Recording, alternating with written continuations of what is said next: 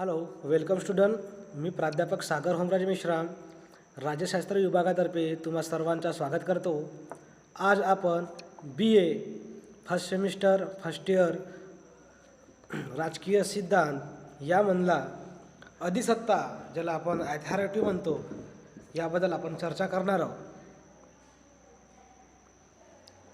मागच्या लेक्चर्समध्ये आपण अधिसत्ता म्हणजेच काय, त्याची प्रस्तावना, त्याचा अर्थ, त्यांची व्याख्या हे आपण अभ्यासलेलं होतं. थोडक्यात पाहायचं झालं तर अधिसत्ता आणि सत्ता हे दोन्ही अक्षरशः समानार्थ, काही विचारवंतांच्या मते काही दोन्ही शब्द हे काही समानार्थ आहेत. परंतु अधिसंकल्पनाचा विचार हा आताचा नाही, तर प्लेटो, ॲरिस्टॉटलच्या काळापासून तर आतापर्यंतच्या निरनिराळ्या प्रकारे होत आलेला आहे. त्यामध्ये थॉमस ॲक्विनस, मॅकियावेली, हॉब्स, लॉक, रुशो, मार्क्सवादी संघटना, मार्क्सवादी विचारप्रणाली इत्यादी विचारवंतांनी अधिसत्ता या प्रश्नाचा विचार आपल्या दृष्टिकोनातून व्यक्त केलेला आपल्याला दिसून येतो. अधिसत्तेचा अर्थ आपण पाहिलेला होता, तर सत्ता ज्या व्यक्तीच्या हाती असते त्या सत्तेला अधिमान्यता जेव्हा प्राप्त होतो त्याला आपण अधिसत्ता म्हणतो. आणि त्या अधिसत्तेला आपण इंग्रजी पर्यायवाचक शब्द अथॉरिटी, AUTHORITY असं आपण बोललेलं आहे. अथॉरिटी या इंग्रजी शब्दाची उत्पत्ती ऑक्टर, AUCTOR किंवा ऑक्टारिटस या रोमन शब्दापासून झालेली आहे. आणि त्याच्या मूळ शब्दाचा अर्थ सल्ला देणे किंवा एखादा सल्ला मसलत देणे असा होत असतो. त्यानुसार अधिसत्ता हा शब्द कशी काय अस्तित्वात आला आपण पाहिलेलं होतं, तर रोमन राज्यव्यवस्थेमध्ये मान्य वा अमान्य असणारी, बुद्धिमान व ज्येष्ठ अशा अनुभव असणारे काही वरिष्ठ लोकांची एक सभा आहे. आणि त्या सभेला आपण सिनेट असे म्हणलेलं होतं. आणि त्या सिनेट म्हणून संबोधली जाणारी ती समिती होती. त्या समिती निर्णय कसे घेत असे, तर धर्म, परंपरा, नीती या सर्व निष्कर्षावर, या सर्व प्रश्नावर ती प्रत्येक निर्णयांचे परीक्षण करत असे. आणि तिने दिलेल्या त्या निर्णयाला म्हणजेच अधिकृत निर्णयाचा दर्जा प्राप्त होत असे. आणि तो दर्जा त्या दृष्टीने अधिसत्ता म्हणून निर्माण झालं. अधिसत्ता म्हणून त्याला आपण बोलू लागलो. आज आपण पाहायचं आहे की अधिसत्ता यामध्ये आपण स्वरूप देखील पाहिलेलं होतं. तर अधिसत्तेचे आज आपण पाहू महत्त्व. आधुनिक आणि राजकीय विश्लेषणाच्या अधिसत्ता ही संकल्पना अत्यंत महत्त्वाची संकल्पना आहे.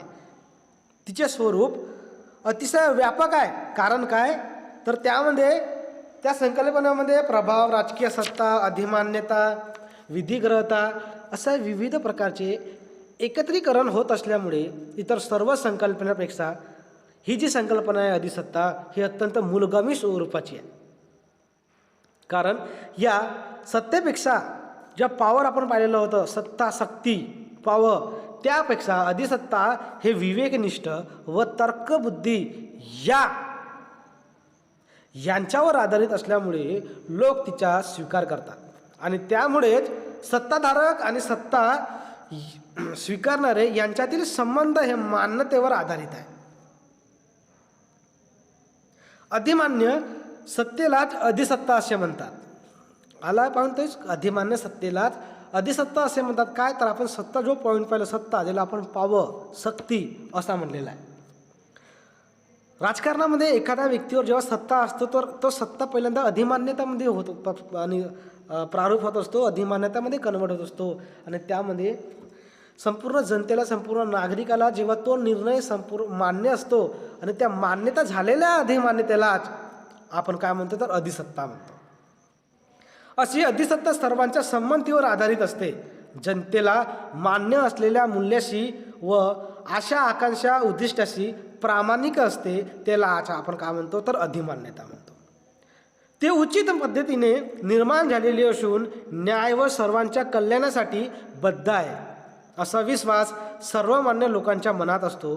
त्यामुळे अधिसत्तेला जनतेचे समर्थन व ऐच्छिक स्वरूपी प्राप्त झालेली असते. आणि जेव्हापर्यंत त्या अधिमान्यतेला जनतेची स्वीकृती, त्यांची त्यांची मते जेव्हापर्यंत प्राप्त होत नाही तेव्हापर्यंत त्याला आपण अधिमान्यता प्राप्त झाली, अथॉरिटी प्राप्त झाली असं आपण म्हणू शकत नाही. झोबडमानाने अधिसत्तेचे प्रकार सांगत असताना मॅक्स वेबर यांनी अधिसत्तेचे एकूण 3 प्रकार सांगितलेले आहे आणि 3 स्त्रोत देखील सांगितलेले आहे. सत्तेला जेव्हा मान्यता मिळत असतो, अधिमान्यता मिळत असतो, त्यालाच आपण अधिसत्ता म्हणतो आणि अधिसत्तेमध्ये रूपांतर होत असताना हे गृहीत मानून मॅक्स वेबरनी अधिमान्यतेचे 3 स्त्रोत आणि 3 प्रकार सांगितले. पहिला स्त्रोत अलौकिक गुण, दुसरा स्त्रोत परंपरा आणि तिसरा आहे विवेक अधिव्यवस्था. हे 3 मूळ स्त्रोत सांगितलेले आहे आणि या 3 मूळ स्त्रोताच्या आधारावरच मॅक्स वेबर यांनी अधिसत्तेचे 3 प्रकार मानले. ते 3 प्रकार कोणते? तर फर्स्ट दिव्यवलय अधिसत्ता, दुसरा आहे पारंपरिक अधिसत्ता आणि तिसरा आहे विवेकी विधिजन्य अधिसत्ता.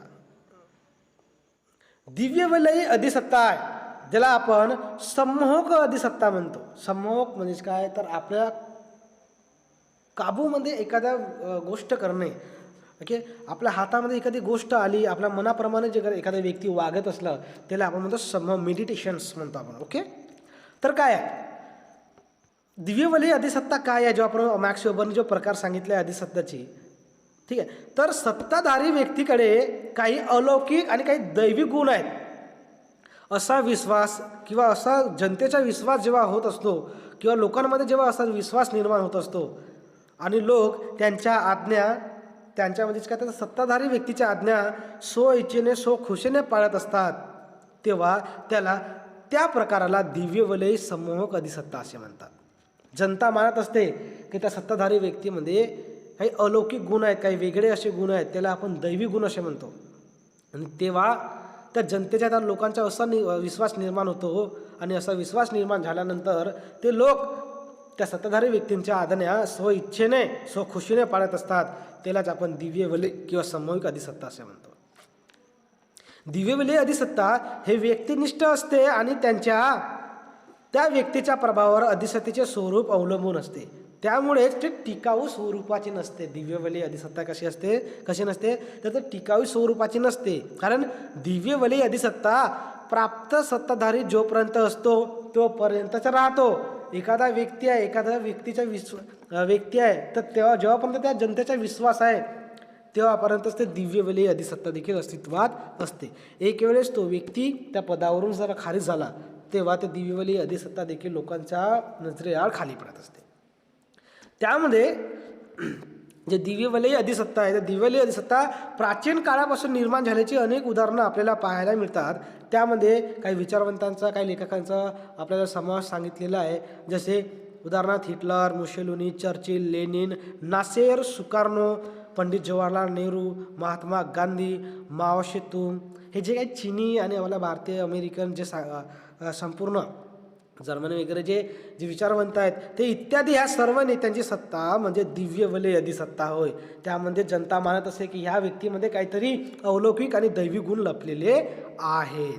ओके, आणि म्हणून मॅक्स वेबरने काय म्हणतात, इतर 2 प्रकारापेक्षा म्हणजे पारंपरिक अधिसत्ता आणि विवेकी विधिजन्य अधिसत्तापेक्षा दिव्यवलयी आणि सम्मोहक अधिसत्ता हे अधिक अस्थिर स्वरूपाची आहे. त्यानंतर आपण मॅक्स वेबरने सांगितलेल्या अधिसत्तेच्या दुसऱ्या प्रकाराकडे वळूया. ते दुसरा प्रकार म्हणजेच पारंपरिक अधिसत्ता. पारंपरिक अधिसत्तामध्येच दिलेलं आहे का ते रूढी परंपरा यावर अवलंबून असेल.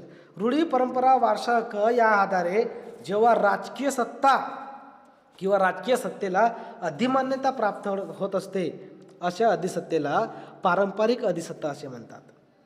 ही सत्ता म्हणजेच पारंपरिक ही सत्ता व्यक्तिगत स्वरूपाची असते आणि तसेच ते विवेकनिष्ठ नसले तरी ते स्वतःच्या मर्जीने ॲक्सेप्ट होत असते. त्याला आपण स्वच्छाचारी नसते असं आपण म्हणतो. तिच्यावर दीर्घकाळापासून अस्तित्वात असल्याची सवयी, परंपरा, वर्तन पद्धती, वारसा हक्क हे संपूर्ण बंधन त्यावर म्हणजेच पारंपरिक अधिसत्त्यावर असते.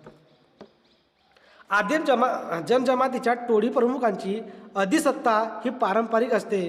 राजेशाही शासन प्रकारात वंश परंपरेच्या तत्वानुसार राजा हा अधिसत्ताधारक होत असतो, तर दीर्घकालीन रूढी परंपरेच्या विश्वासावर ही अधिमान्यता आधारित असते.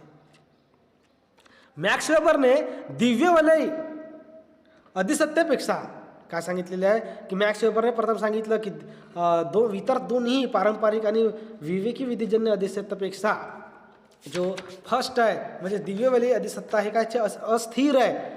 आणि पारंपरिक अधिसत्तेमध्ये काय म्हणते मॅक्स वेबर, तर मॅक्स वेबर दिव्यवलयी अधिसत्तेपेक्षा पारंपरिक अधिसत्ता अधिक स्थिर स्वरूपाची असते, कारण या प्रकारात अधिसत्तेचा मूळ स्रोत व अभिकर्ता हे एकमेकापासून स्वतंत्र असते. सिंपलच्या भाषेमध्ये मॅक्स वेबरनी दिव्यवलयी व सामूहिक अधिसत्तामध्ये काय सांगितलं आहे की हे जे अधिसत्ता आहे दिव्यवलयी अधिसत्ता हे अस्थिर स्वरूपाची आहे, तर पारंपरिक अधिसत्ता ही कशी आहे तर स्थिर स्वरूपाची आहे. हे लक्षात द्यायचं. अस्थिर आणि स्थिर. दिव्यवलयी अधिसत्ता ही अस्थिर स्वरूपाची असते, तर पारंपरिक अधिसत्ता ही स्थिर स्वरूपाची असते, कारण या प्रकारात अधिसत्तेचा मूळ स्रोत व अभिकर्ता हे एकमेकापासून कसे असतात स्वतंत्र असतात. थर्ड नंबरच्या मॅक्स वेबरने सांगितलेला आपण अधिसत्तेचा प्रकार आहे विवेकी व विधिजन्य अधिसत्ता. राजकीय सत्तेची अथायोग्यता व औचित्य, मूल्यसमर्थता, परिणामकारकता व विश्वासार्हता लक्षात घेऊन या सत्तेला सामान्य जनतेचे पूर्ण विचारांनी समर्थन प्राप्त होते. ज्या विचारांना संपूर्ण जनतेचं समर्थन प्राप्त होत असतो त्याला आपण विवेकी विधिजन्य अधिसत्ता असे म्हणतो. त्याचबरोबर संविधानिक व वैज्ञानिक अधिष्ठान असते तेव्हा ती विवेकी विधिजन्य अधिसत्ता असते. ही सत्ता व्यक्तिगत स्वरूपाची नसली तरी म्हणजेच विवेकी विधिजन्य ही सत्ता व्यक्तिगत स्वरूपाची नसली तरी ती सर्वमान्य कायद्याद्वारे निर्मित असा पदाला असते. पदावर असणाऱ्या व्यक्तींचे अधिकार व कर्तव्य ठरविलेले जातात आणि त्यामुळेच सत्ताधारक आपली मनमानी करू शकत नाही. म्हणजे एखादा व्यक्ती एखादा सत्तेवर आला त्याच्या ती पावर आला, परंतु त्याचे कार्य हे ठरवलेले असतात विवेकी विधिजन्य अधिसत्तेमध्ये, तो आपला अधिकाराचा गैरवापर करू शकत नाही. अशा प्रकारे दिव्यवलयी व पारंपरिक अधिसत्तेपेक्षा विवेकी विधिजन्य अधिसत्ता अधिक सुस्थिर स्वरूपाची आहे. हे लक्षात द्यायचं. दिव्यवलयी अधिसत्ता अस्थिर स्वरूपाची आहे, पारंपरिक अधिसत्ता हे स्थिर स्वरूपाची आहे, तर विवेकी व विधिजन्य अधिसत्ता हे सुस्थिर स्वरूपाची आहे. अशा प्रकारे आज आपण अधिसत्तेचे महत्त्व आणि प्रकार पाहिलेला आहे. पुढच्या लेक्चर्समध्ये आपण सत्ता आणि अधिसत्ता यांच्यामधील फरक पाहू. Thank you and have a nice day.